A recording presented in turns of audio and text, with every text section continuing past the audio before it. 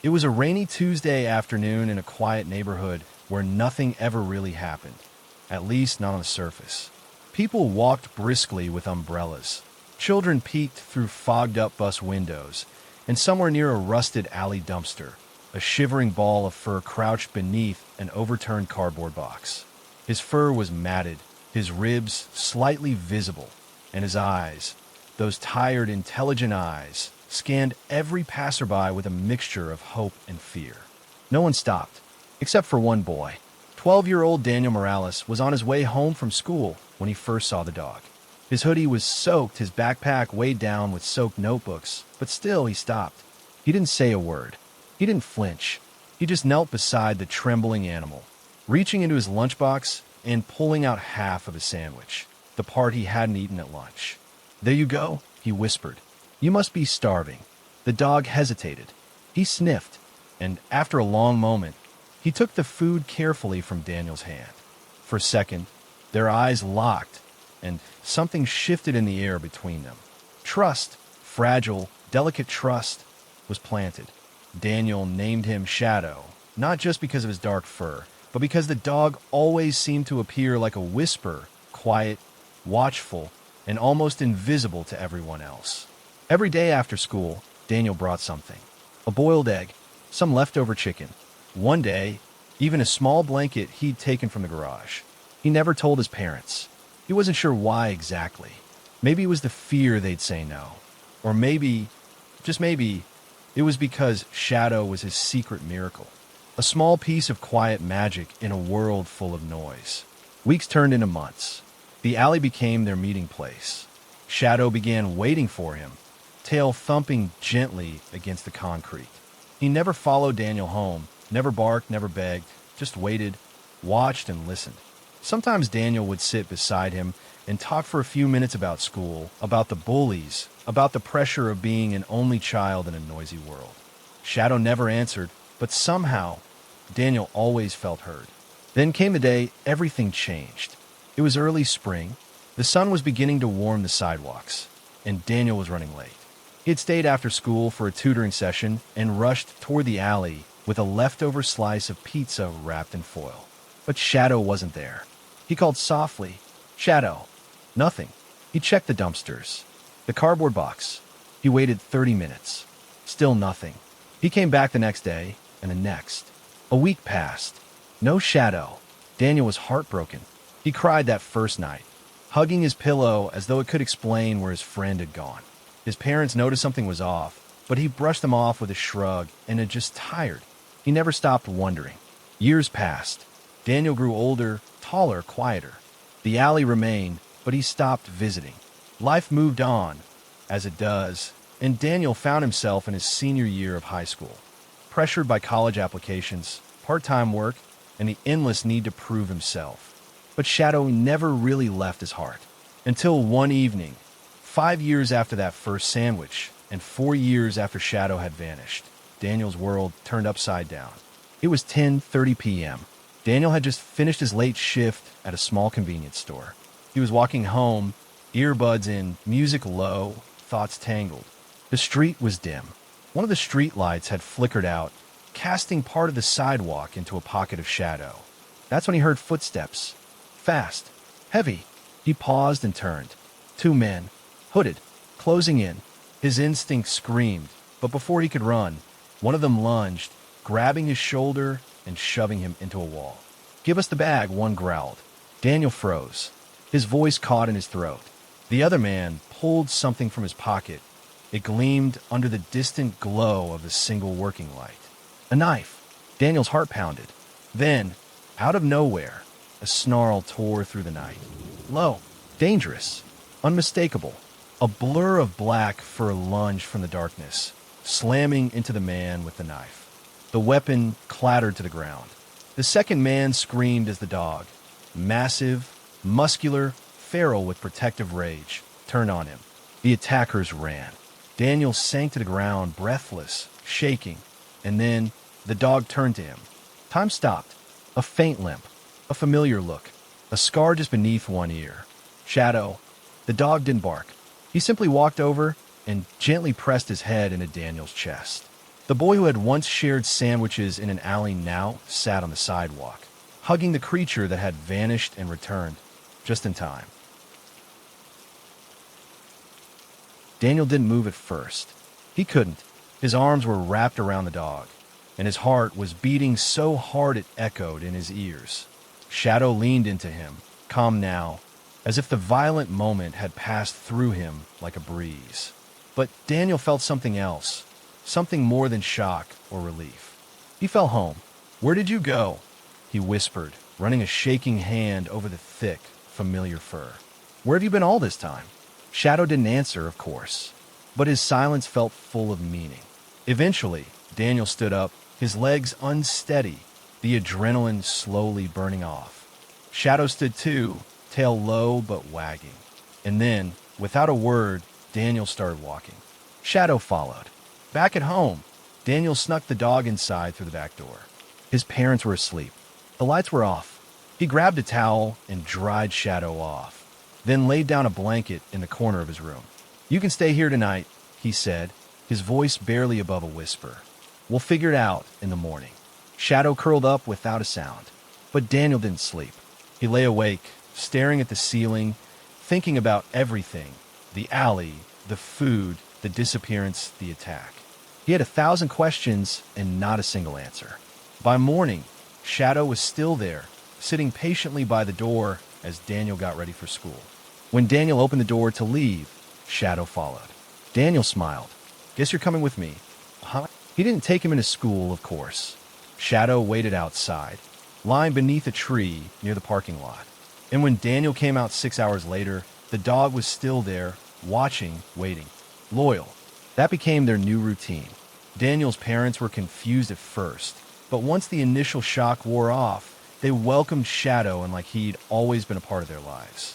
His mother even joked, "He acts like he owns the place," when she found Shadow guarding the front door like a soldier. But Daniel knew better. Shadow didn't act like he owned the place. He protected it because it held something he loved. Daniel. Over the next few weeks, the story of the alley rescue spread through the neighborhood. People wanted to know more. Some called Shadow a hero. Others called it a miracle. But Daniel didn't want attention. What he felt wasn't pride. It was gratitude. Deep, quiet, sacred. One afternoon, while walking Shadow through the park, Daniel saw a familiar face. Officer Ramirez, one of the local cops who occasionally dropped by the convenience store for coffee. The man raised an eyebrow. "Hey," he said, "that your dog?" Daniel hesitated. "Yeah, he came back to me a few weeks ago." Officer Ramirez crouched, examining Shadow. "He's older, has military posture. You know that." Daniel nodded. "He's special." Ramirez tilted his head. "You ever think he might have been a service dog? Maybe even military?" The thought froze Daniel. He hadn't asked, hadn't thought to, but it made sense. The scars, the precision, the silence, the fight. After some calls, emails, and a surprisingly emotional visit to a local veterans shelter, the truth came out. Shadow had, in fact, been part of a canine unit, discharged after his handler was killed overseas.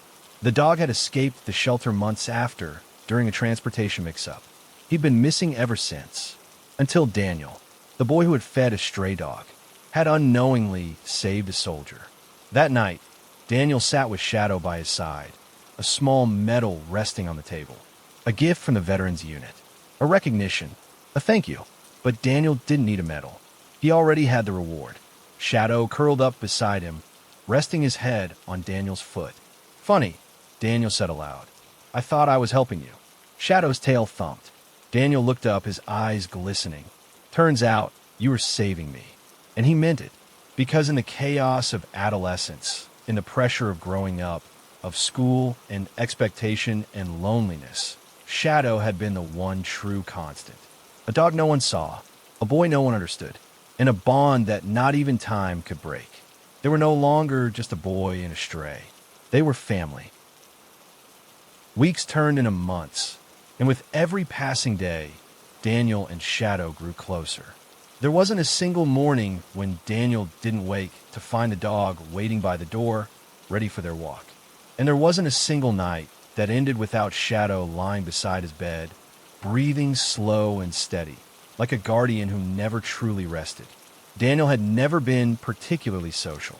He was quiet, observant, often lost in thought. But with Shadow at his side, he didn't feel alone anymore. He didn't need to explain himself. The dog understood. In time, Daniel's confidence began to grow.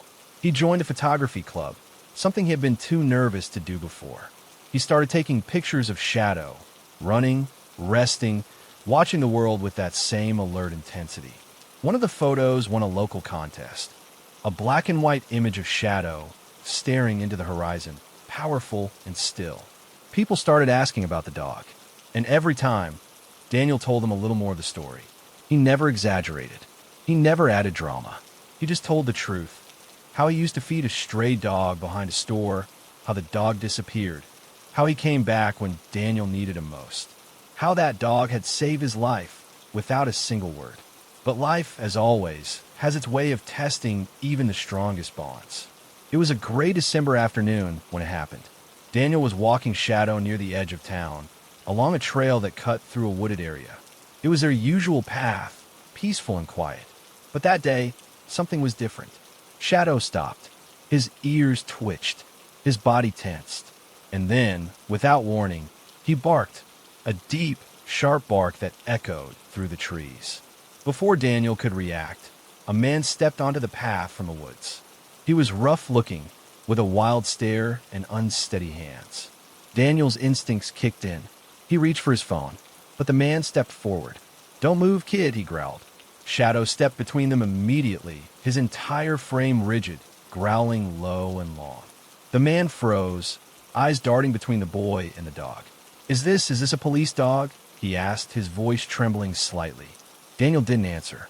He didn't need to.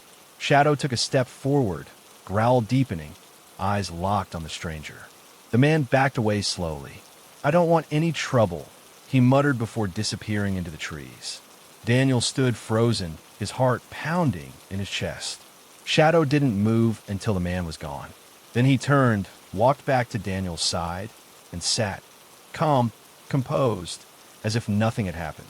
Daniel dropped to his knees and wrapped his arms around the dog. "Thank you," he whispered, shaking.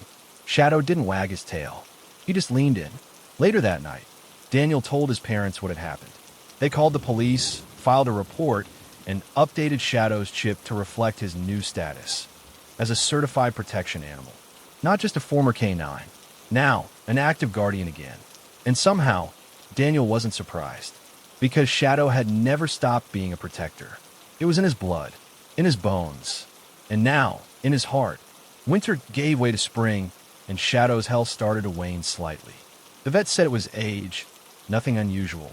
But Daniel noticed the slower steps, the longer naps, the moments when Shadow would just sit and stare at nothing for minutes on end, lost in some invisible memory. Daniel started writing things down, small memories, things Shadow did, things Shadow remembered, a logbook of loyalty. It helped. It helped to think about everything they'd been through, about the alley, the years apart, the rescue, the return. It helped to know that no matter what time took from them, their story had already been written in the kind of ink that never fades. One night, Daniel sat on the back porch with Shadow at his feet, watching the stars emerge through the thin clouds. "You know," he said softly, "I used to wonder why you picked me." Shadow didn't look at him, just breathed, slow and steady. "But I think I get it now." Daniel leaned back, letting the cool night air fill his lungs. "You saw something in me that I didn't see in myself. You believed in me when I didn't even know who I was." Shadow let out a quiet breath. Daniel smiled. "And maybe I did save your life once. With the food, the kindness, the trust. But you've saved mine in more ways than I can ever repay." The dog stirred, nudged Daniel's leg gently, then lay his head on his foot. And in that moment, under the stars, a boy and his dog sat in perfect silence, not needing words, not fearing time, just living in a moment that would echo for the rest of their lives. The next morning, Daniel woke up early, earlier than usual. The sun had barely begun to stretch across the rooftops, casting golden streaks of light into his room. Shadow wasn't at the door like he usually was. For a second, Daniel's heart skipped a beat. But then he heard it. the soft shuffle of paws on hardwood floor. Shadow appeared in the hallway, slower than before, his steps careful, his eyes sleepy. He walked up to Daniel, pressed his head against the boy's knee, and exhaled. A long, steady breath. Daniel knelt down, held his face close to Shadow's, and whispered, "You're still with me, huh?" The dog blinked, gave a short wag of his tail, then turned and lay down next to Daniel's bed. There was a calmness in the moment, a peace that only came from years of trust. Later that day, Daniel's mom suggested they visit the park. It was a beautiful spring weekend, and Shadow might enjoy a change of scenery. Daniel agreed. He packed Shadow's favorite ball, a bottle of water, and the small logbook he'd been writing in, just in case he wanted to write more memories. At the park, Shadow seemed energized. Maybe it was the fresh air, or maybe he just wanted to keep up appearances just one more time. They walked the perimeter trail slowly. Shadow stopped every few steps to sniff a flower or watch a squirrel dart up a tree. People noticed them. A few smiled. Some even recognized Shadow from the news story that had run after the encounter in the woods months earlier. One young boy, maybe 8 years old, approached shyly. "Is it the dog who saved you?" he asked. Daniel looked at Shadow, then nodded. "Yeah, that's him." The boy's eyes widened. "He's awesome." Daniel chuckled. "Yeah, he really is." After a while, Daniel sat on a bench under a tree. Shadow curled up at his feet, head resting on his paws, eyes half closed. Daniel opened his logbook and began to write. April 9th. Shadow still has a spark in him. He walked the trail today like a champion. He stopped to sniff everything twice. People noticed him. Kids smiled. I think he liked that. I think he remembers what it feels like to be seen. He paused, tapped the pen against the page, then added, "I think I'm going to start a foundation. For dogs like him. Ones that served and were forgotten. Ones who gave everything and then got nothing in return. Maybe we'll call it the Shadow Project." He closed the book, looked down at the dog, and smiled. Shadow stirred slightly, as if approving the idea. That night, back home, Daniel worked on a website. He wasn't a designer. He didn't know much about domains, or SEO, or analytics. But he knew his story, and he knew Shadow's. And that was enough. He uploaded pictures, told their journey. He shared the photo that had won the contest. He wrote a mission statement. We don't forget heroes, even the four-legged ones. It didn't take long before people started reaching out. Veterans, dog lovers, families of retired service dogs. Some just wanted to say thank you. Others wanted to help. A few wanted to donate. Daniel couldn't believe it. Shadow, lying beside his desk, lifted his head every time a new email arrived, somehow knowing that each message was a ripple in the pond they'd thrown their story into. Weeks passed. The foundation grew. Daniel was invited to speak at a community event. He took Shadow with him, standing in front of a small crowd. Microphone in hand, he told their story from the beginning, from the alley to the attack, from the fear to the healing. He ended with these words. Sometimes we don't realize the value of quiet loyalty. We look for heroes in loud places. But the truth is, the bravest heart I've ever known sat silently beside me every day, waiting, watching, protecting. The crowd applauded. Some people cried. Shadow, sitting beside Daniel, looked up as if he knew this was his moment too. Back at home, as night fell, Daniel sat on the porch with Shadow once again. The air was warm, the stars just beginning to show themselves. "You did good, boy," he whispered. Shadow nudged his hand gently. "You always do." There was a long silence. Then Shadow slowly lowered his head onto Daniel's foot and closed his eyes. That was the moment Daniel knew. No matter what came next, this story, their story, would never fade. It had already begun to echo. The next few months brought change, slow, subtle, but undeniable. Shadow was aging. His once quick steps turned into measured strolls. His eyes, though still sharp, held a hint of fatigue. But his spirit? Unshaken. Daniel watched it all with a quiet acceptance. He didn't cling. He didn't force. He simply adjusted, walked slower, played less, but sat beside him more. One evening, as summer began to press against the windows, a letter arrived. It was from a veterans organization in Washington, D.C. They had heard about the Shadow Project.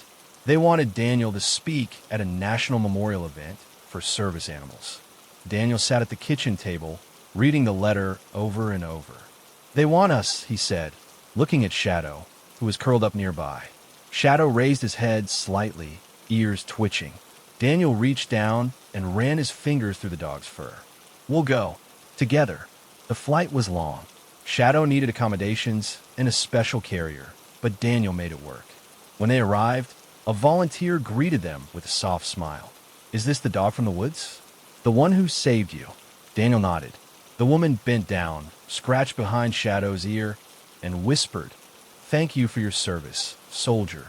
Shadow blinked slowly, then leaned into her touch. The event took place in a large open-air hall surrounded by flags. There were chairs filled with people, families, veterans, animal handlers. Some had service dog by their sides. Some had only photos. Daniel stood on the stage, holding the same logbook he'd written in since the beginning. He spoke clearly. He spoke honestly. He told the story not just of Shadow's heroism, but of his unwavering companionship, of the way one small act of kindness, feeding a stray behind a dumpster, had changed everything. He ended with this: "Some stories don't need words. They live in the space between two souls. I didn't rescue Shadow. He found me. And in doing so, he reminded me that love is not loud. It's patient. It's steady. And sometimes it has four legs and a silent vow never to leave your side." There was silence, and then applause, long and heartfelt. After the event, people came forward to meet Shadow. Children knelt beside him. Old soldiers saluted. One man, missing a leg, hugged Daniel tightly. "He reminded me of mine," the man said. "Mine didn't make it back." Daniel didn't know what to say, so he simply said, "I'm sorry," and held the man's shoulder until he was ready to let go. Back at the hotel, Daniel laid a blanket by the window. Shadow curled up there, gazing out at the lights of the city. "You did good today," Daniel whispered, kneeling beside him. Shadow gave one slow wag of his tail. They flew home the next morning. It was quiet when they arrived. The town, the house, everything felt like it had exhaled. Summer had softened into early autumn. Daniel resumed his routine. School, emails, foundation work. Shadow rested more. The walks became shorter, the naps longer. But Shadow was still there, still watching. One night, Daniel was working late on the porch. The stars above were brilliant. He was editing a short film about Shadow's life for the Foundation's website.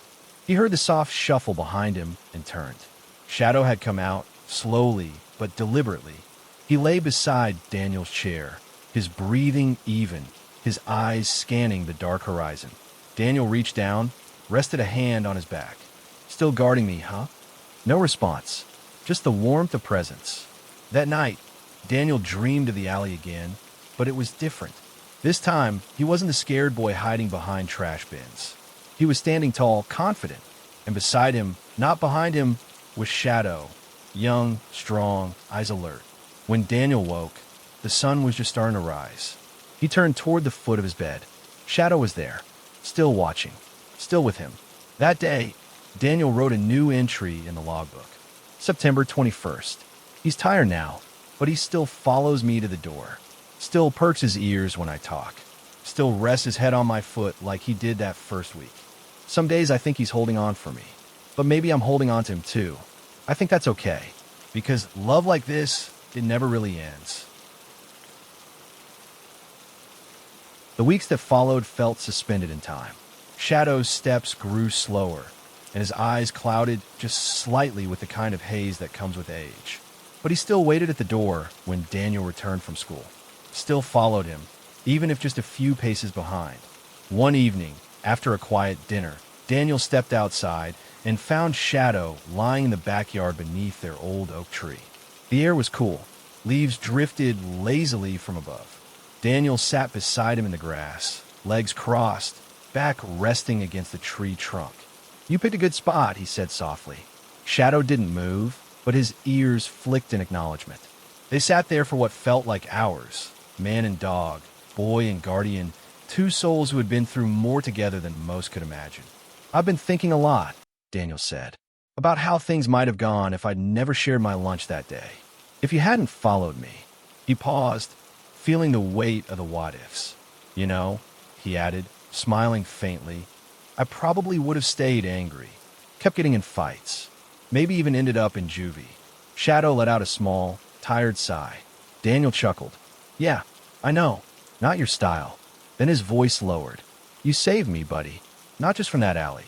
From myself. The wind whispered through the branches above, carrying the sound of distant crickets and the soft creak of the old porch swing. And Shadow? He closed his eyes, still breathing, still listening. The next morning was different. Daniel woke to silence.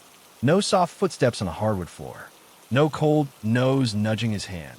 He rose slowly, heart already heavy, and walked to the living room. Shadow was there, on his bed, peaceful, still. Daniel dropped to his knees beside him. A sob escaped before he could stop it. He buried his face in the dog's fur, gripping tightly, as if he could pull time back by sheer will. But there was no going back, only forward. That day, Daniel didn't speak much. He buried Shadow beneath the oak tree, their oak tree. He placed the logbook beside the grave, wrapped in plastic to keep it safe from the weather. And on the small wooden cross he carved with his own hands, he wrote only 3 words. My best friend. In the weeks that followed, something strange happened. The Shadow Project received a sudden surge of donations. Stories poured in from people across the country, veterans, trauma survivors, teens, widows, all talking about the animals who had saved them. Some had dogs, some had cats. One woman even wrote about a squirrel she'd rescued that refused to leave her side during chemo. Daniel read each message with care. He realized something. This wasn't just about Shadow anymore. It was about every creature who stood by someone in silence. Every guardian that came on 4 legs and unconditional love. He began speaking at schools, sharing Shadow's story. Not the dramatic parts, the alley, the night of the attack, the spotlight moments, but the quiet parts, the meals shared, the quiet walks, the porch silence, and always the loyalty. One day, after a school assembly, a small girl approached him.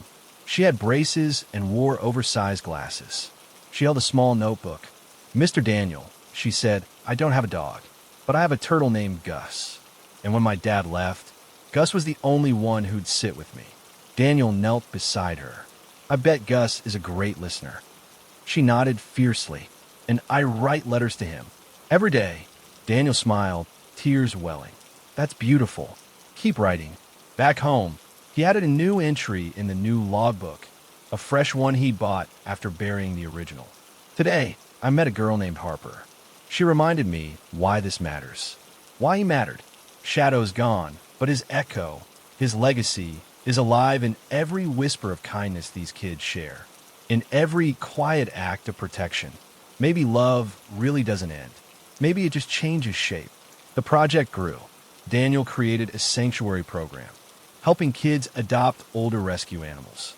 Guardians, he called them, not pets. The first dog placed was an elderly boxer named Duke.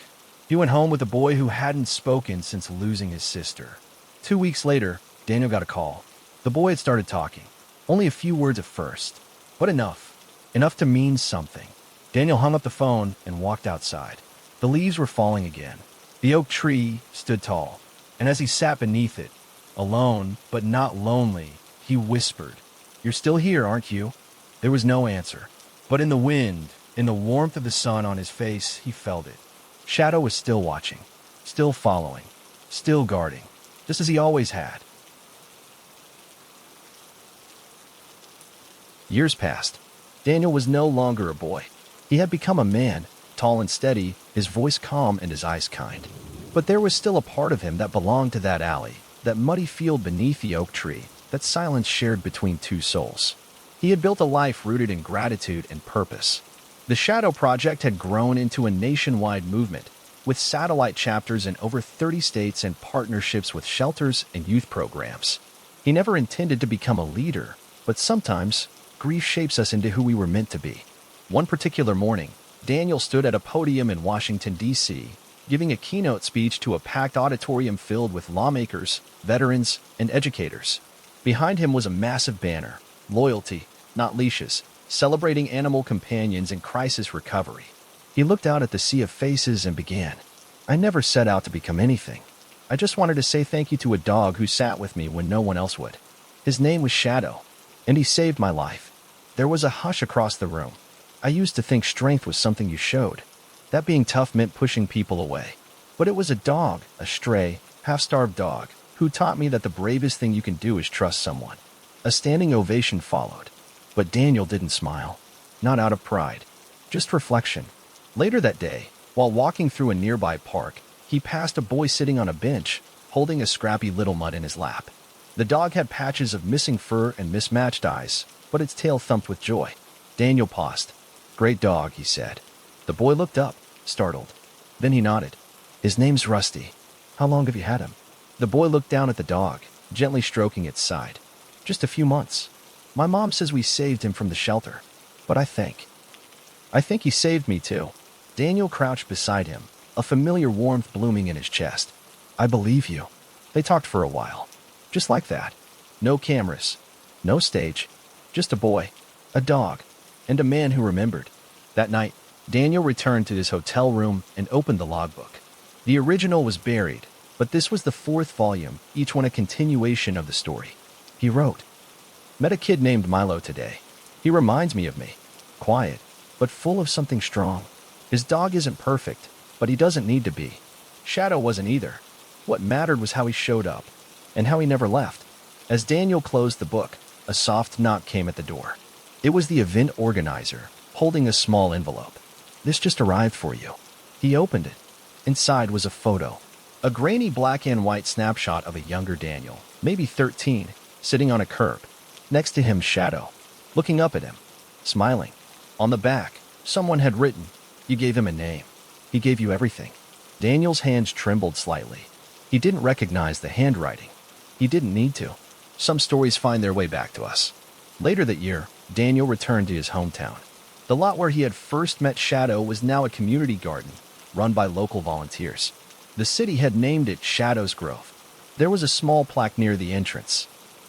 To the silent guardians, the companions who find us in the dark and walk us toward the light.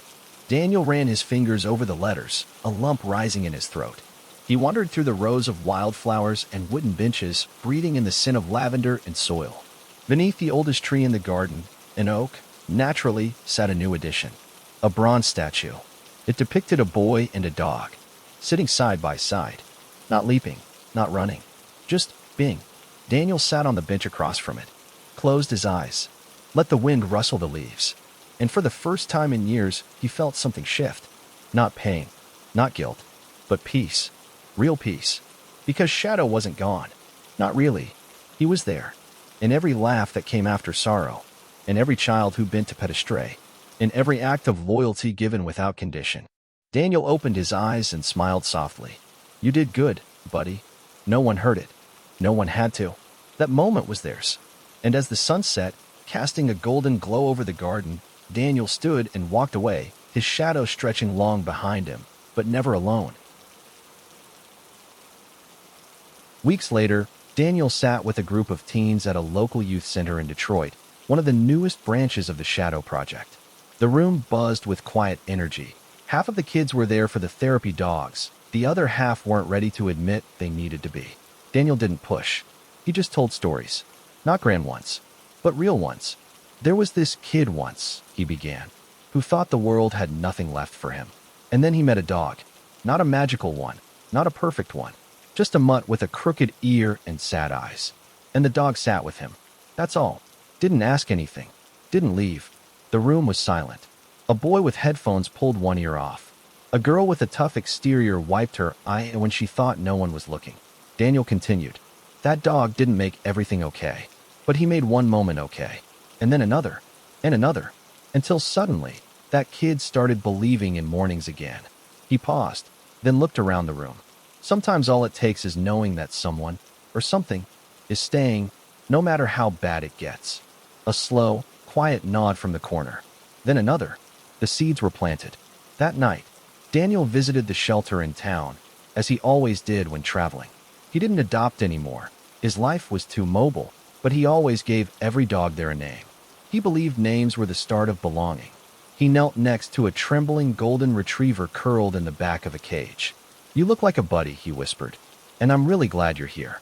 The dog didn't move, but its eyes flicked toward him. It was enough. The staff there smiled at him, and he smiled back.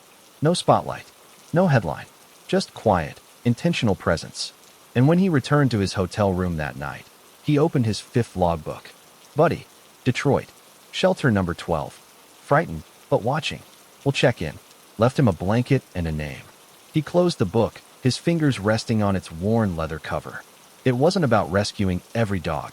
It was about never letting one feel invisible. The next day, Daniel received an invitation. The White House wanted to recognize the Shadow Project with a national award for humanitarian impact. He was honored, of course, but also hesitant. He'd never done this for applause. Still, he agreed. Weeks later, Daniel stood in the Rose Garden, cameras flashing, dignitaries clapping as his name was called. He stepped forward, accepted the award, and then paused at the microphone. He held the polished medal in his hand and said softly, "This doesn't belong to me. It belongs to a dog no one wanted. A dog with no name. A dog who chose to stay when I couldn't even choose to breathe." The audience was silent. He didn't rescue me with a heroic act. He rescued me by showing up. Every day, without asking for anything but trust. He looked out over the crowd, and I'm here today because of that trust. Because of Shadow. There was no dry eye in the garden. Afterward, reporters swarmed him. Questions, flashbulbs, microphones. But Daniel only answered one. "Do you think Shadow knew what he did for you?" Daniel smiled faintly. "I think he knew enough to stay. And sometimes, that's all we ever need from someone." That evening, back in his apartment in Chicago, Daniel placed the award on a shelf beside a frayed collar, a faded tennis ball, and a small metal bowl with the name Shadow engraved in careful letters. He sat in the armchair beside the window and watched the city lights flicker. Then, without meaning to, he whispered, "Still with me, huh?" The wind rustled the curtains gently. In the years that followed, Daniel continued his work, visiting shelters, building programs, giving speeches, but he always made time for the quiet things. Brushing a stray, sharing a story, naming the forgotten. And across the country, dogs named Shadow began to appear. Each one adopted by someone who had heard the story. Each one a little piece of that first moment. That first dog. That first act of faith. Because the story didn't end with Daniel, or even with Shadow. It continued in every hand that reached for a trembling paw. In every child who found their voice in a bark. In every man who finally forgave himself by saving something else. And maybe in you. Because maybe you're the next person to kneel down beside the forgotten. To speak a name. To choose to stay.